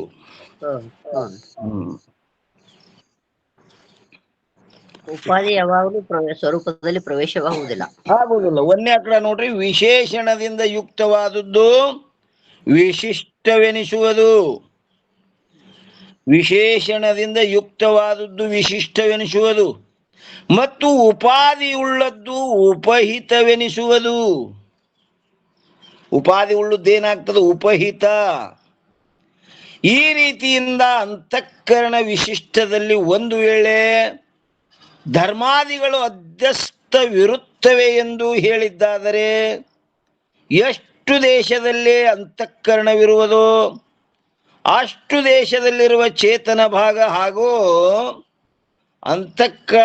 ಅಂತಃಕರಣಗಳೆರಡಕ್ಕೂ ಅಧಿಷ್ಠಾನತ್ವವು ಉಂಟಾಗುತ್ತದೆ. ಎರಡು ಅಧಿಷ್ಠಾನ ಹೇಳ್ಬೇಕಾಗ್ತದೆ ಇಂದ, ಒಂದು ಚೇತನ ಒಂದು ಅಂತಃಕರಣ ಒಂದು. ಆದರೆ ಅಂತಃಕರಣವು ತಾನಾದರೂ ಕೂಡ ಹೆಂಗದಪ್ಪ ಅಂತ ಕೇಳಿದ್ರೆ ಅಧ್ಯಸ್ಥವೇ ಇರುತ್ತದೆ. ಅಂತಃಕರಣ ಹೆಂಗದ? ತಾನು ಕೂಡ ಅಧ್ಯಸ್ಥದ. ಅಧ್ಯಸ್ಥಿದ್ದ ವಸ್ತು ಇನ್ನೊಂದಕ್ಕೆ ಅಧಿಷ್ಠಾನ ಆಗುವುದಿಲ್ಲ, ಇದು ನೇಮದ. ಆದ್ದರಿಂದ ಅಧಿಷ್ಠಾನವಾಗುವುದು ಸಂಭವಿಸುವುದಿಲ್ಲ ಅಂತಃಕರಣ. ಈ ಅಭಿಪ್ರಾಯದಿಂದಲೇ ಅಂತಃಕರಣ ಉಪಹಿತದಲ್ಲಿ ಧರ್ಮಾದಿಗಳು ಅಧ್ಯಸ್ಥವಿರುತ್ತವೆ ಎಂದು ಹೇಳಿರುತ್ತದೆ. ಆದ್ದರಿಂದ ಎಷ್ಟು ದೇಶದಲ್ಲಿ ಅಂತಃಕರಣವಿರುತ್ತದೆಯೋ ಅಷ್ಟು ದೇಶದಲ್ಲಿರುವ ಚೇತನ ಭಾಗ ಮಾತ್ರದಲ್ಲಿ ಅಧಿಷ್ಠಾನತ್ವವಿರುತ್ತದೆ, ಹೊರತು ಅಂತಃಕರಣದಲ್ಲಿರುವುದಿಲ್ಲ. ಏನು ಅಧಿಷ್ಠಾನತ್ವ ಎಂಬುದು ಸಂಭವಿಸುತ್ತದೆ. ಇನ್ನು 354ನೇ ಅಂಕದಲ್ಲಿ ಏನ್ ಹೇಳ್ತಾರೆ ನೋಡಿ, ಅದರಂತೆಯೇ ಅಂತಃಕರಣವಾದರೂ ಕೂಡ ಅಜ್ಞಾನ ಉಪಹಿತದಲ್ಲಿ ಅಧ್ಯಸ್ಥವಿರುತ್ತದೆಯೇ ಹೊರತು ಅಜ್ಞಾನ ವಿಶಿಷ್ಟದಲ್ಲಿ ಅಲ್ಲ. ಏನಂತಾರೆ? ಅದರಂತೆಯೇ ಅಂತಃಕರಣವಾದರೂ ಕೂಡ ಅಜ್ಞಾನ ಉಪಹಿತದಲ್ಲಿ ಅಧ್ಯಸ್ಥದದು, ಹೊರತು ಅಜ್ಞಾನ ವಿಶಿಷ್ಟದಲ್ಲಿ ಅಲ್ಲ. ಈ ರೀತಿಯಿಂದ ಅಧ್ಯಸ್ಥವಾಗಲ್ಪಟ್ಟ ಯಾವ ಧರ್ಮಾದಿಗಳಿಗೆ ಆತ್ಮವು ಅಧಿಷ್ಠಾನವಾಗಿರುತ್ತದೆ, ಅಧ್ಯಾಸಗಳ ಅಧಿಷ್ಠಾನತ್ವಕ್ಕೆ ಅಂತಃಕರಣವು ಉಪಾಧಿಯಾಗಿರುತ್ತದೆ. ಆದ್ದರಿಂದ ಧರ್ಮಾದಿಗಳು ಬುದ್ಧಿಯ ಧರ್ಮಗಳೆಂದು ಹೇಳಿರುತ್ತದೆ. ಧರ್ಮಾದಿಗಳು ಎದರದು? ಬುದ್ಧಿಯ ಧರ್ಮ ಅಂತ ಹೇಳ್ಯದಲ್ಲಿ. ಮತ್ತು ಇನ್ನು ಆ ಧರ್ಮಾದಿಗಳು ಅವಿವೇಕದಿಂದ ಅಂತಃಕರಣ ಹಾಗೂ ಆತ್ಮಗಳ ಎರಡರಲ್ಲಿಯೂ ತೋರುತ್ತವೆ. ಅದು ಹೆಂಗ್ ತೋರ್ತಾವಪ್ಪ ಅಂದ್ರೆ ಅವಿವೇಕದಿಂದ. ವಿವೇಕದಿಂದ ತೋರಂಗಿಲ್ಲವು. ಅವಿವೇಕದಿಂದ ಅಂತಃಕರಣ ಹಾಗೂ ಆತ್ಮಗಳ ಎರಡರಲ್ಲಿಯೂ ತೋರುತ್ತದೆ. ಆದ್ದರಿಂದಲೇ ಅಂತಃಕರಣ ವಿಶಿಷ್ಟನಾದ ಪ್ರಮಾತೃವಿನ ಧರ್ಮಗಳೆಂದು ಹೇಳಿರುತ್ತದೆ. ಯಾರು? ಅಂತಃಕರಣ ವಿಶಿಷ್ಟನಾದ ಪ್ರಮಾತೃವಿನ ಧರ್ಮವೆಂದು ಹೇಳಿರುತ್ತದೆ. ಧರ್ಮಾದಿಗಳು ವಿಶಿಷ್ಟ ಅಂತಃಕರಣದ ಧರ್ಮಗಳಾಗಿರುತ್ತವೆ. ರೀ ಧರ್ಮಾದಿಗಳು ವಿಶಿಷ್ಟ ಅಂತಃಕರಣದ ಧರ್ಮಗಳಾಗಿರುತ್ತವೆ. ಅವು ಅಂತಃಕರಣ ಧರ್ಮಗಳಾಗಿರುತ್ತವೆ ಅಂತ ಹೇಳ್ಯಾರ್ರಿ. ಯಾಕೆ ಹೇಳ್ಯಾರಪ್ಪ ಅಂತ ಕೇಳಿದ್ರಲ್ಲಿ, ಅಲ್ಲಿ ಅಂತಃಕರಣ ಧರ್ಮ ಯಾಕೆ ಹೇಳ್ಯಾರಪ್ಪ ಅಂತ ಕೇಳಿದ್ರಲ್ಲಿ ಒಬ್ಬ ಜಿಜ್ಞಾಸುವಿನ ಸಲುವಾಗಿ ಹೇಳ್ಯಾರಲ್ಲಿ. ಯಾನ್ರಿ ನಮ್ ಗೋಳ ನಮ್ದು ಹಿಂಗದ, ನಮ್ ಹಣೆ ಬರತ್ ಹಿಂಗ ಬಡ್ಕೊತಿದ್ದಂದ್ರ ಅವ್ ನಿನ್ನೂ ಅಲ್ಲೋ ಮಾರಾಯ ಅಂತಃಕರಣದವ ಅಂತ ಹೇಳುದ್ದವು. ನೀ ಸುಮ್ಮನೆ ಹಾಕೊಂಡಿ ನಿನ್ನ ಮ್ಯಾಗ, ನಿನ್ನೂ ಅಲ್ಲವು ಯಾರೋ ಅಂತಃಕರಣದ ಧರ್ಮವ ಅಂತ ಹೇಳುದ್ದದ. ಧರ್ಮಾದಿಗಳು ವಿಶಿಷ್ಟ ಅಂತಃಕರಣದ ಧರ್ಮಗಳಾಗಿರುತ್ತವೆ. ಇನ್ನು ಎರಡನೇ ಕಡೆ ಅಥವಾ ಅಂತಃಕರಣ ವಿಶಿಷ್ಟನಾದ ಪ್ರಮಾತೃವಿನ ಧರ್ಮಗಳಾಗಿರುತ್ತವೆ. ಇಲ್ಲಿ ಮತ್ತೆ ಪ್ರಮಾತೃವಿನ ಯಾಕೆ ಹೇಳಿದ್ರು? ಪ್ರಮಾತೃವಿನ ಯಾಕೆ ಹೇಳಿದ್ರಂದ್ರ ಪಾಮರರು ಬಲ್ಲಂಗ್ ಹೊಡ್ಲಿಕ್ಕತ್ತರ್ರಿ ಗಾಡಿ. ಅಂತಃಕರಣದ ನಮಗೇನು ಸಂಬಂಧ ಅಂತ ಹೇಳಿ ಖಬರ್ದಾರ್ ಅಂದ್ರ ಇಂದವ್ರು ಅವು ಪ್ರಮಾತೃವಿನ ಅದಾವ, ಅವು ಜೀವನ ಅದಾವ, ಮಾಡುದುಣ್ಣೋ ಮಾರಾಯ. ಅವ್ರಿಗೆ ಆ ಪಾಮರ ನಿಮಿತ್ತವಾಗಿ ಅವು ಯಾರಪ್ಪ ಅಂತ ಕೇಳಿದ್ರ ಅಲ್ಲಿ ಪ್ರಮಾತೃವಿನ ಧರ್ಮಗಳೆಂದು ಹೇಳಿರುತ್ತದೆ. ಇನ್ನು ಮೂರನೇ ಕಡೆ ಅಥವಾ ರಜ್ಜು ಸರ್ಪ ಸ್ವಪ್ನ ಪದಾರ್ಥ ಗಂಧರ್ವ ನಗರ ಆಕಾಶದಲ್ಲಿಯ ನೀಲತ್ವಗಳಂತೆ ಯಾವುದರ ಧರ್ಮಗಳು ಆಗುವುದಿಲ್ಲ. ಇವು ಯಾರ ದೃಷ್ಟಿಯಿಂದ? ಜ್ಞಾನಿ ದೃಷ್ಟಿಯಿಂದ ಇವು ಯಾವ ಧರ್ಮ ಅಲ್ಲ ನಡಿ. ಹೆಂಗ ಹೇಳಿದ್ರು ನೋಡ್ರಿ. ಅಥವಾ ರಜ್ಜು ಸರ್ಪ ಸ್ವಪ್ನ ಪದಾರ್ಥ ಗಂಧರ್ವ ನಗರ ಆಕಾಶದಲ್ಲಿರುವ ನೀಲತ್ವಗಳಂತೆ ಯಾವುದರ ಧರ್ಮಗಳು ಆಗುವುದಿಲ್ಲ. ಅವು ಕೇವಲ ತೂರು ಅಷ್ಟೇ. ರಜ್ಜುನೊಳಗೆ ಸರ್ಪ ತೂರಿ ಅದಂದ್ರೆ ಏನ್ ರಜ್ಜು ವಿಷಾರಿ ಆಗ್ಯದೇನ್ರಿ?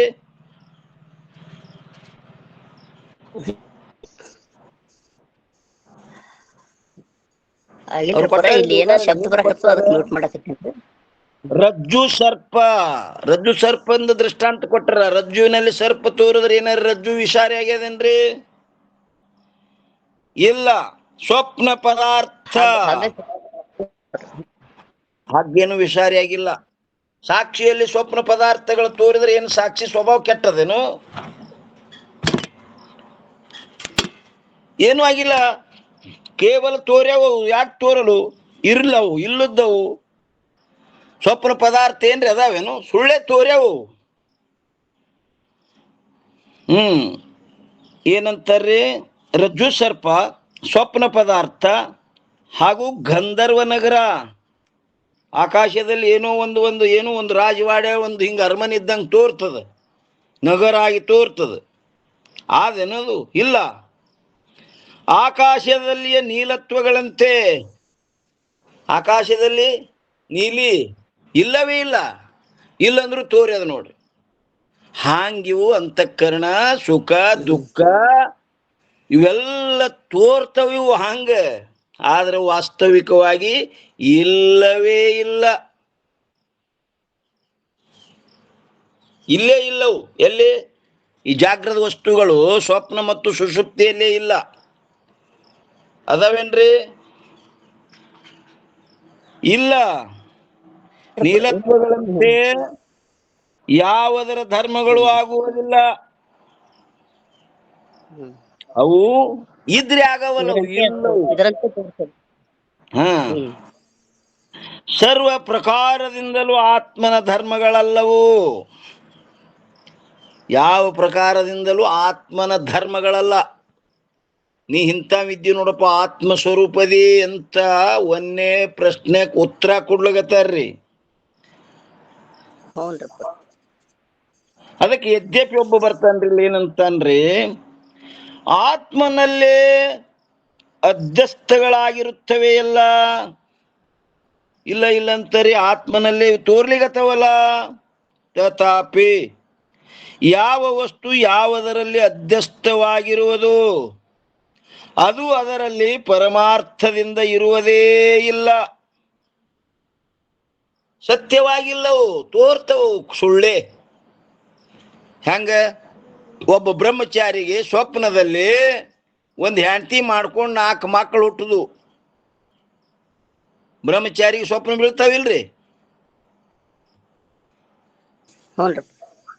ಏನ್ ಅವನು ಬ್ರಹ್ಮಚಾರಿ ವ್ರತ ಕೆಟ್ಟತೀನ್ರಿ ಮಾ? ಅದು ಏನ್ ಸುಮ್ಮನೆ ಅಲ್ರಿ, ಸ್ವಪ್ನ ಮಾತ್ರ ಅಲ್ರಿ, ಸುಳ್ಳೆ ಅದು. ಸ್ವಪ್ನದಾಗ ಸುಳ್ಳೆ ತೋರ್ಯದ. ಆದ್ರೆ ಅವನು ಬ್ರಹ್ಮಚಾರಿ ವ್ರತ ಕೆಟ್ಟತೇನಂದ್ರ ಇಲ್ಲ. ಏನಂತಾರಿ? ಅದು ಅದರಲ್ಲಿ ಯಾನ್ ಹೇಳ್ತಾರ ನೋಡ್ರಿ. ತಥಾಪಿ ಯಾವ ವಸ್ತು ಯಾವುದರಲ್ಲಿ ಅಧ್ಯಸ್ಥವಾಗಿರುವುದು ಅದು ಅದರಲ್ಲಿ ಪರಮಾರ್ಥದಿಂದ ಇರುವುದೇ ಇಲ್ಲ. ಆದ್ದರಿಂದ ರಾಗ ದ್ವೇಷ, ಧರ್ಮ ಅಧರ್ಮ, ಸುಖ ದುಃಖ ಹಾಗೂ ಬಂಧ ಮೋಕ್ಷಗಳಿಂದ ರಹಿತನಾಗಿರುವ ಒಬ್ಬ ಆತ್ಮನೇ ವ್ಯಾಪಕನಾಗಿರುತ್ತಾನೆ. ಇನ್ನ ಕಲ್ಪಿತಕ್ಕೆ ಅಧ್ಯಸ್ಥವೆಂದು ಹೇಳುತ್ತಾರೆ. ಕಲ್ಪಿತ ಕಲ್ಪಿತಂದ್ರೆ ಅಧ್ಯಸ್ಥ. ಕಲ್ಪಿತಂದ್ರೆ ಜೋ ಹೋವೇನೆ स्वप्न पदार्थ के न्याय भ्रांति से भासते सो कल्पित है. ಒಬ್ಬ ಆತ್ಮನ ವ್ಯತಿರಿಕ್ತ ಇವು ಯಾವೂ ಇಲ್ಲ. ಅಂದ್ರೆ ಕಲ್ಪಿತದವ. ಹೆಂಗಂದ್ರೆ ಸ್ವಪ್ನ ಪದಾರ್ಥದಂತೆ ತೋರ್ಯಾವ, ಅವಕ್ಕೆ ಇರುವಿಕೆ ಇಲ್ಲ. ಇಲ್ಲದ ವಸ್ತು ತೋರ್ಬಾರ್ದತ್ತ ನೇಮೂ ಇಲ್ಲ. ಹಗ್ಗದೊಳಗೆ ಹಾವಿಲ್ಲ, ತೋರ್ಯದಿಲ್ರಿ. ಅದು ದೋಷದಿಂದ ತೋರ್ಯದ್ರಿ, ಮತ್ತ ದೋಷ ಅದ ತಿಳಿ ತೋರ್ಯದ. ಒಳ್ಳೆ ಬಿಡಪ್ಪ, ಈಗ ಹಗಲ ಬಾರದಾಗ ಹೊಳಿ ಹರಿದಂಗ ಕಾಣಿಸ್ತದ ಮೃಗಜಲ. ಬಿಸಲಾಗ ಅಲ್ಲಿ ಯಾವ ದೋಷ ಅದಪ್ಪ? ಬೇಡ, ಆಕಾಶ ಎಲ್ಲರಿಗೂ ತೋರ್ಲಿಗತ್ತದ ನೀಲಿ. ಆದನ್ರಿ ಅದು? ಇಲ್ಲ, ಸುಳ್ಳು ತೋರ್ತದ. ಯಾಕೆ ತೋರಲ್ದು?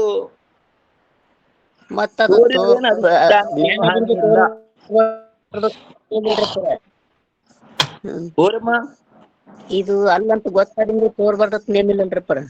ಯಾಕೆ ತೋರ್ವಲ್ದು? ತೋರಿದ್ರೆ ಏನ್ ಹಾನಿ ಇಲ್ಲ. ಈಗ ಆಕಾಶದಲ್ಲಿ ನೀಲಿ ಅದು ಇಲ್ಲಂದ್ರೂ ತೋರ್ತದ ನೋಡ್ರಿ. ಇಲ್ಲ, ತಂಬು ಹೊಡೆದಂಗ ಕಾಣಿಸ್ತದ. ಆಕಾಶ ತಂಬು ಹಿಂಗ ಗುಡಾರ್ ಹೊಡೆದಂಗ ಕಾಣಿಸ್ತದ, ಹೋಗಿ ನೆಲಕ್ಕೆ ಹತ್ತದವ್ರಂಗ ಕಾಣಿಸ್ತದ. ಅದು ಹತ್ತಿಲ್ಲ ಅಂತ ನಮಗ್ ನಿಶ್ಚಯ ಗೊತ್ತಿದ್ರು ತೋರ್ತದದು. ಯಾಕೆ ತೋರ್ವಲ್ದು? ತೋರಿದ್ರೇನು ಹಾನಿ ಇಲ್ಲ. ತೋರ್ಬಾರ್ದತ್ತ ನೇಮೂ ಇಲ್ಲ, ತೋರಿದ್ರಂತೂ ಏನು ಹಾನಿ ಇಲ್ಲ. ಇನ್ನ 355 ಆತ್ಮನು ಮುನ್ನಾದ ಕರ್ಮದಿಂದ ಆನೆಂದು ದೇಹವಿದ್ದರೇನು? ನೋಡ್ರಿ, ಜ್ಞಾನ ಸಿದ್ಧಿಯ ಮೇಲೆ ಮುನ್ನಾದ ಕರ್ಮದಿಂದ ಆನೆಂದು ದೇಹ ಇದ್ದರೆ ಏನೊಂದು ಬಾಧೆ ತನಗಿಲ್ಲ. ಅದು ಬೇಕಾದಷ್ಟು ತೋರ್ಲಿ, ತೋರಿದ್ರೆ ಸಹಿತ ಅದಕ್ಕೆ ಇರುವಿಕೆ ಇಲ್ಲ. ಯಾಕಂದ್ರೆ ನಿಶ್ಚಯ ಇರುವುದು ಯಾರ್ದದಪ್ಪ ಅಂದ್ರೆ ಆತ್ಮ ಅದನ.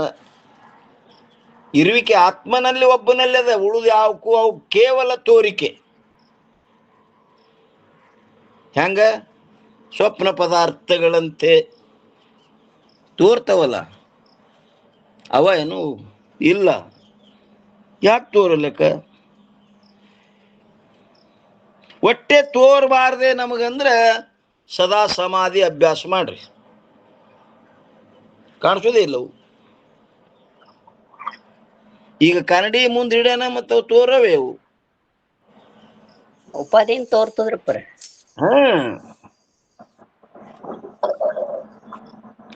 ಆತ್ಮನು ಹೆಂಗದ ನೋಡ್ರಿ. ಇಲ್ಲಿ ಏನ್ ಹೇಳ್ತಾರೆ? 355 ಆತ್ಮನು ಸತ್ಸ್ವರೂಪನಿದ್ದಾನೆ. ಸತ್ ಅಂದ್ರೆ ತ್ರಿಕಾಲಾಭಾದ್ಯ ವಸ್ತು ಸತ್. ಅದಕ್ಕೆ ಹೇಳ್ತಾರೆ ಅಂತ ಆತ್ಮನು ಸತ್ತ ಇರುತ್ತಾನೆ. ಅಂತ ಆತ್ಮ ಹ್ಯಾಂಗದನಪ್ಪ ಅಂತ ಕೇಳಿದ್ರೆ ಸತ್ ಇರುತ್ತಾನೆ. ಇನ್ನ ಒಂದೇ ಕಡ ಯಾವ ವಸ್ತು ಜ್ಞಾನದಿಂದ ಬಾಧವಾಗುವುದು ನೋಡ್ರಿ ಏನಂತಾರ್ರಿ, ಯಾವ ವಸ್ತು ಜ್ಞಾನದಿಂದ ಅಭಾವವಾಗುವುದು ಅದು ಅಸತ್ಯೆಂದು ಹೇಳಲ್ಪಡುತ್ತದೆ. ಯಾವ ವಸ್ತು ಜ್ಞಾನದಿಂದ ಅಭಾವವಾಗುವುದು ಅದಕ್ಕೇನಂತಾರೆ, ಅಸತ್ಯವೆಂದು ಹೇಳಲ್ಪಡುತ್ತದೆ. ಇನ್ನು ಎರಡನೇದ್ದು, ಯಾವುದರ ನಿವೃತ್ತಿಯು ಯಾವ ಕಾಲದಲ್ಲಿಯೂ ಆಗುವುದಿಲ್ಲವೋ ಅದು ಸತ್ಯ ಎಂದು ಹೇಳಲ್ಪಡುತ್ತದೆ. ಯಾವುದರ ನಿವೃತ್ತಿಯು ಯಾವ ಕಾಲದಲ್ಲಿಯೂ ಆಗುವುದಿಲ್ಲವೋ ಅದು ಸತ್ಯ ಎಂದು ಹೇಳಲ್ಪಡುತ್ತದೆ. ಅದೇ ತ್ರಿಕಾಲಾಭಾದ್ಯ ವಸ್ತು ಸತ್ಯ. ಇನ್ನ ಸರ್ವ ಪದಾರ್ಥಗಳು ಹಾಗೂ ಅವುಗಳ ನಿವೃತ್ತಿಗೂ ಆತ್ಮವೇ ಅಧಿಷ್ಠಾನವಿರುತ್ತದೆ. ಏನಂತಾರ ನೋಡ್ರಿ, ಸರ್ವ ಪದಾರ್ಥಗಳಿಗೂ ಹಾಗೂ ಅವುಗಳ ನಿವೃತ್ತಿಗೂ ಆತ್ಮವೇ ಅಧಿಷ್ಠಾನವಿರುತ್ತದೆ. ಒಂದು ವೇಳೆ ಆತ್ಮವು ನಿವೃತ್ತಿಯಾಗುವ ಹಾಗಿದ್ದರೆ ಆ ಆತ್ಮಕ್ಕೆ ಬೇರೊಂದು ಅಧಿಷ್ಠಾನವನ್ನು ಹೇಳಬೇಕಾಗುತ್ತದೆ. ನೋಡ್ರಿ ಏನಂತಾರ, ಒಂದು ವೇಳೆ ಆತ್ಮವು ನಿವೃತ್ತಿಯಾಗುವ ಹಾಗಿದ್ದರೆ ಆ ಆತ್ಮಕ್ಕೆ ಬೇರೊಂದು ಅಧಿಷ್ಠಾನವು ಹೇಳಬೇಕಾಗುತ್ತದೆ. ಯಾಕಂದರೆ ಒಂದೇ ಕಡ ಶೂನ್ಯದಲ್ಲಿ ನಿವೃತ್ತಿ ಉಂಟಾಗುವುದು ಸಂಭವಿಸುವುದಿಲ್ಲ. ಶೂನ್ಯದಲ್ಲಿ ನಿವೃತ್ತಿ ಉಂಟಾಗುವುದು ಸಂಭವಿಸುವುದಿಲ್ಲ. ಆದ್ದರಿಂದ ಎರಡನೇದ್ದು, ಒಂದು ವೇಳೆ ಆತ್ಮನಿಗೂ ಹಾಗೂ ಆತ್ಮನ ನಿವೃತ್ತಿಗೂ ಅನ್ಯ ಅಧಿಷ್ಠಾನವನ್ನು ಅಂಗೀಕಾರ ಮಾಡಿದ್ದಾದರೆ ಆ ಅಧಿಷ್ಠಾನಕ್ಕೆ ಮತ್ತೆ ಬೇರೊಂದು ಅಧಿಷ್ಠಾನವನ್ನು ಅಂಗೀಕಾರ ಮಾಡಬೇಕಾಗುತ್ತದೆ. ಈ ರೀತಿಯಿಂದ ಅನವಸ್ಥಾ ದೋಷ ಉಂಟಾಗುತ್ತದೆ. ಹಂಗೆ ಅದಕ್ಕೊಂದು ಹೇಳ್ಕೋತ ಆದ್ರೆ ಏನಾಗ್ತದ್ರಿ, ಅನವಸ್ಥಾ ದೋಷ ಉಂಟಾಗುತ್ತದೆ. ಇದರಿಂದ ಇದು ಹುಟ್ಟದಂದ್ರ ಅದಕ್ಕೊಂದು ಹುಟ್ಟೆ ಮತ್ತ ಅದಕ್ಕೊಂದು ಉತ್ಪತ್ತಿ ಕಾರಣ ಅನ್ಬೇಕಾಗ್ತದ್ರಪ್ಪ. ಅದಕ್ಕ ಅನವಸ್ಥಾ ದೋಷ ಬರ್ತದೆ. ಅನವಸ್ಥಾ ದೋಷ ಅಂದ್ರೆ ಅದಕ್ಕಂತಾರಮ್ಮ, ಅಪ್ಪರ ತನ್ನ ಹೆಗಲ ಮೇಲೆ ತಾನೇ ಕೂತ್ ಹೋಗ್ತೇನೆ ಅಂದಂಗ. ಅಲ್ಲ ತನ್ನಿಂದ ತಾನೇ ಏನ್ರಪ್ಪ ಇದು ಅನವಸ್ಥಾ. ಅದು ನೀವು ಹೇಳೋದು ಏನಾಗ್ತದ್ರಿ, ಆತ್ಮಾಶ್ರಯ ಆಗ್ತದ್ರಿ ಅದು. ಅದು ವ್ಯಾಘಾತ ಅಂದ್ರೆ ಅದು ನನ್ನ ಬಾಲಿ ಇಲ್ಲಿ ನಾಲ್ಗಿಲ್ಲ ಅಂತ ವ್ಯಾಘಾತ ಆಗ್ತಾರೆ. ಪೂರ್ವ ಉತ್ತರ ವಿರೋಧ ವಾಕ್ಯಕ್ಕೂ ವ್ಯಾಘಾತ. ಇದು ಅನವಸ್ಥಾ ಅಂದ್ರೆ ಅದರಿಂದ ಅದು ಹುಟ್ಟೇದಂದ್ರೆ ಇದು ಅನವಸ್ಥಾ ಅನ್ಯ ಇದು ಆಗುದಿಲ್ಲಲ್ರಿ ಪರ ಅವಸ್ಥಾನೆ ಸಿದ್ಧ ಆಗುದಿಲ್ರಿ. ಅದಕ್ಕೆ ಅನವಸ್ಥಾ ಅಂದ್ರೆ ಏನಪ್ಪಾ ಅಂದ್ರೆ ಪ್ರಮಾಣ ಶೂನ್ಯ ಅನೇಕ ನವೀನ ಕಲ್ಪನಾ ಅನವಸ್ಥಾ. ಅದಕ್ಕೆ ಹಂಗೆ ಅದಕ್ಕದು ಹಂಗೆ ಹೇಳ್ಕೊತೇ ಹೋಗುದು. ಒಂದು ವೇಳೆ ಆತ್ಮನ ನಿವೃತ್ತಿಯನ್ನು ಅಂಗೀಕಾರ ಮಾಡಿದ್ದಾದರೆ ಅವರಿಗೆ ಹೀಗೆ ಕೇಳಬೇಕು. ಏನ್ ಕೇಳಬೇಕು? ಒಂದೇ ಕಡ ಯಾವ ಆತ್ಮನ ನಿವೃತ್ತಿಯನ್ನು ಯಾರಾದರೂ ಅನುಭವ ಮಾಡಿರುವರೋ, ಎರಡನೇದು ಅಥವಾ ಇಲ್ಲವೋ. ನೋಡ್ರಿ ಏನಂತ ಕೇಳಿದ್ರು, ಆತ್ಮನ ನಿವೃತ್ತಿಯನ್ನು ಯಾರಾದರೂ ಅನುಭವ ಮಾಡಿರುವರೋ ಅಥವಾ ಇಲ್ಲವೋ. ಅವ್ರೇನ್ ಅನುಭವ ಮಾಡಿ ಹೇಳ್ತಾರೋ ಏನಿಲ್ಲವೋ ಅಂತಾರೆ. ಆ ನಿವೃತ್ತಿ ಮಾಡುದು ಏನು ಅನುಭವ ಮಾಡಿ ಹೇಳ್ತಿರೋ ಏನು ಇಲ್ಲೋ. ಒಂದು ವೇಳೆ ಅನುಭವವನ್ನು ಮಾಡಿದ್ದಾದರೆ ಅದಕ್ಕೆ ಏನಂತಾರ್ರಿ, ಒಂದು ವೇಳೆ ಅನುಭವವನ್ನು ಮಾಡಿದ್ದಾದರೆ ಎಂದು ಹೇಗೆ ಹೇಳಿದರೆ ಅದು ಸಂಭವಿಸುವುದಿಲ್ಲ. ಯಾಕಂದರೆ ಯಾವನು ಅನುಭವ ಮಾಡುವನಿರುವನು ಅವನೇ ಆತ್ಮನಿರುವನು. ಯಾವ ಅನುಭವ ಮಾಡ್ಯಾನ ಅವನೇ ಆತ್ಮದನ. ಅನುಭವ ಒಂದು ಆತ್ಮ ಒಂದು ಬೇರೆ ಇಲ್ಲ. ಮತ್ತು ಆತ್ಮವು ತನ್ನ ಸ್ವರೂಪವಿರುವುದು. ಅದರ ನಿವೃತ್ತಿಯ ಅನುಭವವನ್ನು ಮಾಡುವುದು ತನ್ನ ಮಸ್ತಕವನ್ನೇ ಛೇದನ ಮಾಡಿದ ಅನುಭವಕ್ಕೆ ಸಮಾನವಾಗುತ್ತದೆ. ನೀ ಯಾರಂತ ಹೇಳಿದಾಗ ನಾನೇ ಅಂತ ಹೇಳೋ ನೀವ್ ಅದೇ ಇದೆಯಲ್ಲ, ನೀ ಅಲ್ಲ ಇಲ್ಲಂತ ಹೆಂಗ್ ಸಿದ್ಧ ಮಾಡ್ತೀವಿ ಅಂತಾರೆ. ಹ್ಯಾಂಗ ಸಿದ್ಧ ಮಾಡ್ತಿ? ಆದ್ದರಿಂದ ಆತ್ಮನು ನಿವೃತ್ತಿಯಾಗುವ ಅನುಭವವು ಸಂಭವಿಸುವುದಿಲ್ಲ. ಮತ್ತು ಇನ್ನು ಎರಡನೇದು, ಒಂದು ವೇಳೆ ಹೀಗೆ ಹೇಳಬಹುದು, ಏನಂತ? ಆತ್ಮನ ನಿವೃತ್ತಿ ಏನೋ ಆಗುತ್ತದೆ, ಆದರೆ ಅದರ ನಿವೃತ್ತಿಯ ಅನುಭವವು ಯಾರಿಗೂ ಆಗುವುದಿಲ್ಲ. ಆದರೆ ಹೀಗೆ ಹೇಳುವುದರಿಂದ ಈ ಪ್ರಕಾರ ಸಿದ್ಧವಾಗುತ್ತದೆ, ಏನಂದ್ರ ಆತ್ಮನ ನಿವೃತ್ತಿಯು ಆಗುವುದೇ ಇಲ್ಲ. ಅನುಭವ ಸತ್ಯವಸ್ತುವಿನ ಜ್ಞಾನ ಅನುಭವ ಆಯ್ತು, ಅದ್ರ ನಿವೃತ್ತಿ ಎಲ್ಲಿ ಹೇಳಿಲ್ಲ ಅಂತಾರೆ ಅವ್ರು. ಎಲ್ಲಿ ಹೇಳಿದ್ರು? ಯಾಕಂದರೆ ಯಾವ ವಸ್ತುವನ್ನು ಯಾರು ಅನುಭವ ಮಾಡುವುದಿಲ್ಲವೋ ಅದು ಒಂದ್ಯಾ ಪುತ್ರನ ಸಮಾನವಾಗಿರುತ್ತದೆ. ಅದು ಅನುಭವ ಮಾಡಿಲ್ಲ ಅಂದ್ರ ಅದು ಒಂದ್ಯಾ ಪುತ್ರನ ಸಮಾನ ಆಯ್ತು. ಅತ್ಯಂತ ಅವ್ರು ಇಲ್ವೇ ಇಲ್ಲಲ್ರಿ ಪರ. ಆದ್ದರಿಂದ ಆತ್ಮನ ನಿವೃತ್ತಿ ಆಗುವುದಿಲ್ಲ. ಇದರಿಂದಲೇ ಆತ್ಮ ಸತ್ತ ಇರುತ್ತಾನೆ ಎಂಬುದು ಸಿದ್ಧವಾಗುತ್ತದೆ. ಆತ್ಮ ಹೆಂಗದನ? ಸತ್ತದನ.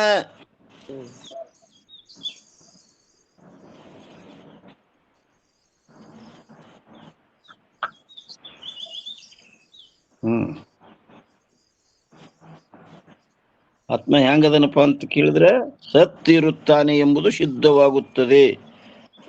ಇನ್ನು 356ನೇ ಅಂಕ ಮತ್ತೆ ನಾಳಿನ ದಿವಸ ವಿಚಾರ ಮಾಡೋಣ್ರಿ. ಇಲ್ಲಿಯ ಪರ್ಯಂತರ ಸದ್ಗುರುಗಳ ಕೃಪಾಶೀರ್ವಾದದಿಂದ ನಡೆದು ಬಂದ ವಿಷಯ ಈ ವಾಗ್ರೂಪ ಸೇವೆ ಗುರುಪಾದದಲ್ಲಿ ಅರ್ಪಿಸಿ ಇವತ್ತಿನ ವಿಷಯಕ್ಕೆ ಮಂಗಲ್ ಹೇಳುಣ್ರಿ. ಎಲ್ಲ ಮಹಾತ್ಮರ ಮಾತೆಯರ ಪಾದಕ್ಕೂ ನಮಸ್ಕರಿಸಿ, ಇನ್ನೊಂದು 2-3 ದಿವಸ ನಮ್ಮದು ಮನ್ಯಾಗ ಲಗ್ನ ಐತ್ರಿ. ಯಾರಾದ್ರೂ ತಾಯಿಯವರು ನಡೆಸ್ರಿ. ಹೆಂಗೆ ನಾವು ಮಾತ್ರ ನಾಳಿಗೆ ಇದಕ್ಕೆ ಬರಂಗಿಲ್ರಮ್ಮ.